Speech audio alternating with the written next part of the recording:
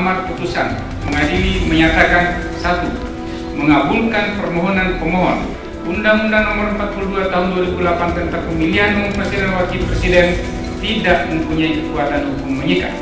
2.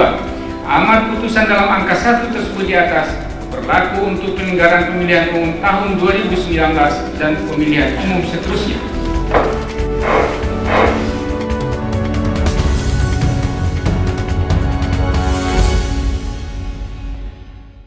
Bertentangan dengan Undang-Undang Dasar Negara Republik Indonesia. Kamis 23 Januari 2014, Mahkamah Konstitusi telah membacakan putusan uji materi Undang-Undang Nomor 42 Tahun 2008 tentang Pemilu Presiden. Sebelumnya, permohonan uji materi Undang-Undang Pilpres tersebut, yaitu Pasal 3 Ayat 5, Pasal 12 Ayat 1 dan Ayat 2,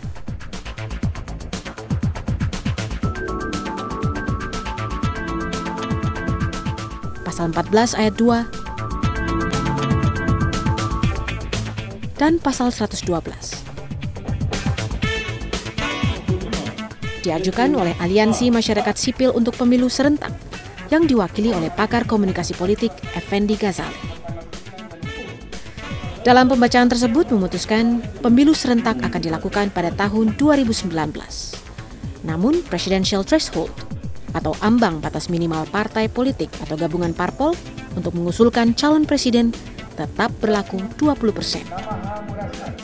Sidang Mahkamah Konstitusi yang dipimpin Hakim Hamdan Zulfa memutuskan pasal-pasal dalam Undang-Undang Pemilu Presiden yang diuji materilkan tidak mempunyai kekuatan hukum mengikat dan berlaku untuk pemilu 2019. Pemilu menjadi salah satu momen penting bagi seluruh bangsa Indonesia, yaitu merupakan ajang pesta demokrasi yang menentukan perjalanan sebuah negara, khususnya di Indonesia. Sejak merdeka, Indonesia telah melaksanakan pemilu sebanyak 10 kali.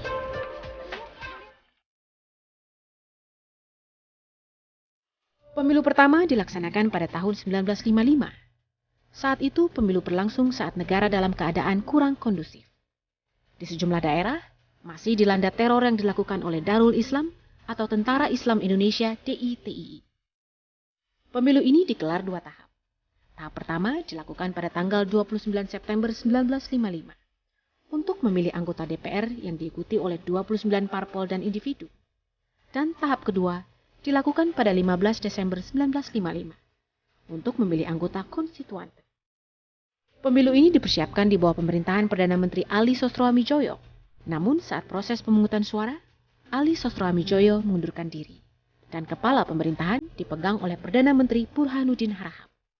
Pemilu kedua dilaksanakan pada tahun 1971, terlambat 3 tahun dari jadwal seharusnya tahun 1968. Pemilu pertama setelah Orde Lama ini diikuti oleh 9 parpol dan 1 organisasi masyarakat. Pada pelaksanaan pemilu kali ini, para pejabat pemerintah dan para pegawai sipil dinilai cenderung memihak kepada salah satu peserta pemilu.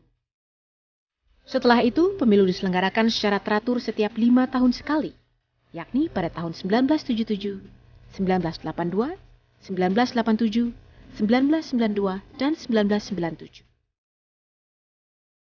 Dan sesuai Undang-Undang Nomor 3 Tahun 1975 tentang Partai Politik dan Golkar, diadakanlah fusi atau penggabungan partai-partai politik menjadi hanya 2 partai politik, yaitu Partai Persatuan Pembangunan dan Partai Demokrasi Indonesia dan Golongan Karya, dan selalu dimenangkan oleh Golkar.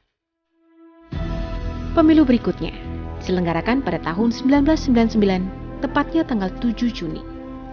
Pemilu ini adalah pemilu pertama setelah runtuhnya pemerintahan Orde Baru di tahun 1998. Pemilu ini diikuti oleh 48 parpol dan dimenangkan oleh Partai Demokrasi Indonesia Perjuangan dengan perolehan suara sebanyak 35%. Meski demikian, yang diangkat menjadi presiden bukanlah dari calon presiden yang diusulkan dari PDIP, melainkan dari Partai Kebangkitan Bangsa Abdurrahman Wahid. Hal ini terjadi karena pada tahun 1999, pemilu hanya bertujuan untuk memilih anggota MPR, DPR, dan DPRD. Sementara, pemilihan presiden dan wakilnya dilakukan oleh anggota MPR. Pada tahun 2004, proses pemilu di Indonesia mengalami perubahan dari sistem pemilihan umum tertutup menjadi terbuka, yakni rakyat mempunyai hak untuk memilih langsung legislator yang akan mewakili mereka di lembaga legislatif. Selain itu, untuk pertama kalinya pula, rakyat dapat memilih langsung presiden dan wakil presiden. Saat itu, setelah dilaksanakan dalam 2 putaran, pasangan Susilo Bambang Yudhoyono dan Yusuf Kala berhasil memenangkan pemilu dengan perolehan suara lebih dari 60%. Dengan partai pemenang pemilu adalah Partai Demokrat. Dan selanjutnya, pemilu diselenggarakan pada tanggal 9 April 2009 yang bertujuan memilih anggota DPR, anggota DPD, serta anggota DPRD tingkat 1 dan tingkat 2. Peserta pemilu kali ini sebanyak 38 partai politik dan Partai Demokrat kembali berhasil memperoleh suara terbanyak. Pada pemilu inilah untuk pertama kali dilakukan cara penetapan calon anggota DPR berdasarkan perolehan suara terbanyak. Artinya, calon anggota DPR, DPD, DPRD dipilih langsung oleh rakyat, tidak lagi berdasar pada nomor urut dari partainya. Saat itu juga diselenggarakan pemilihan presiden untuk memilih langsung presiden dan wakil presiden. Susilo Bambang Yudhoyono berhasil mempertahankan jabatan presidennya dengan memperoleh suara terbanyak dalam 1 putaran saja, yaitu sebanyak 60%. Dalam penyelenggaraannya, pemilu mengalami banyak perubahan dan perbedaan, bergantung dengan kondisi negara, pemerintah, serta gejolak politik yang mempengaruhi saat itu. Termasuk pada regulasi pemilu yang terakhir di tahun 2009, meski tata cara pemilu relatif sama dengan pemilu tahun 2004, namun beberapa regulasinya telah diamandemen. Yang ke Undang-Undang 42, ya kan diantaranya persyaratan pengusulannya, ya kan pengusulannya itu dinaikkan, ya kan dari 15-20 menjadi 20-25, itu kan itu.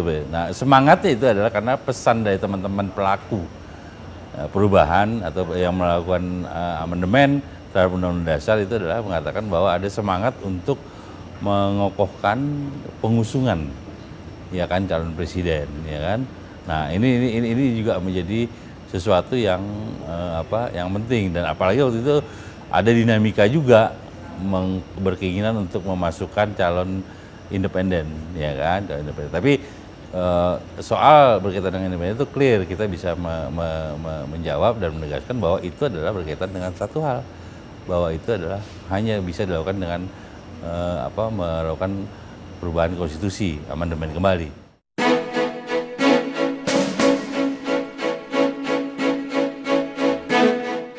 Namun pada pelaksanaannya, pemilu 2009 menimbulkan banyak polemik. Banyak pihak-pihak yang merasa pelaksanaan pemilu 2009 tidak adil. Salah satu buktinya usai pemilu dilaksanakan.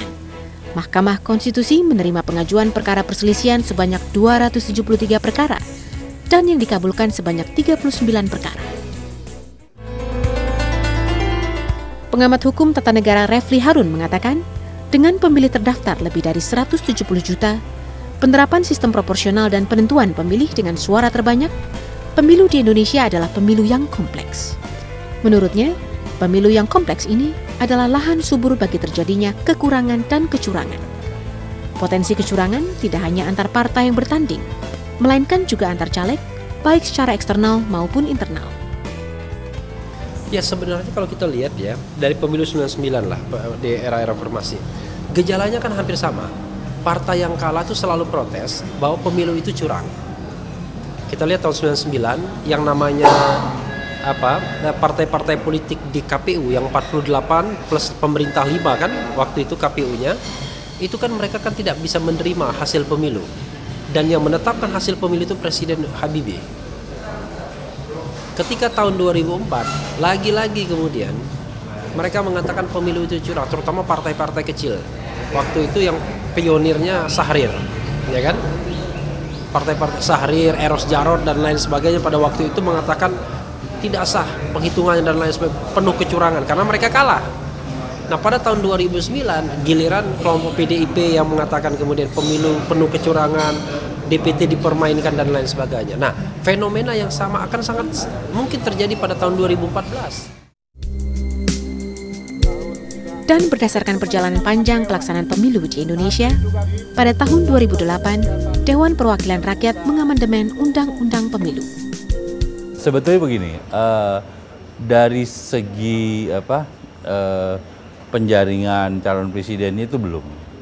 Waktu di Undang-Undang 42 itu ada pesan bahwa pengusulan calon presiden dan wakil presiden, ya kan, itu dilakukan oleh partai politik atau gabungan partai politik yang memenuhi, ya kan, 20% kursi, 25% suara pemilu secara nasional, ya kan. Nah, apa yang kita lihat di sana sebetulnya bentuk koalisinya, ya kan, bentuk koalisinya itu adalah bentuk koalisi yang memungkinkan, ya kan, ada kerjasama, ya kan, ada kerjasama antar partai dan itu resmi, gitu loh. Jadi kemudian kita rancang sedemikian rupa sehingga pada saat mengokohkan, ya kan, mengokohkan koalisi ini, koalisi yang sebetulnya bukan semata-mata pada posisi koalisi untuk pengusulan, tapi justru mengawal pemerintahan, gitu loh. Jadi yang agak terjadi sedikit ini adalah ketika proses itu kemudian ditambahkan porsinya. Ada partai yang berkoalisi dalam mengusulkan, terus ketika menjalankan pemerintahan direkrut kembali, gitu. Nah, itu menurut saya sesuatu yang agak melenceng dalam praktek sebagaimana yang kita inginkan. Jadi kita ingin bahwa ada kesadaran, ya, sejak awal, ya kan, bangunan koalisi itu dibentuk, gitu kan, dari mulai bersiap menanggung kemenangan, bersiap pula menanggung kekalahan, gitu. Pemilihan umum adalah sarana politik untuk mewujudkan kehendak rakyat kepada negara. Di negara demokrasi, rakyat sebagai pemegang kedaulatan yang mempunyai hak untuk menentukan tujuan dan bentuk pemerintahan negara.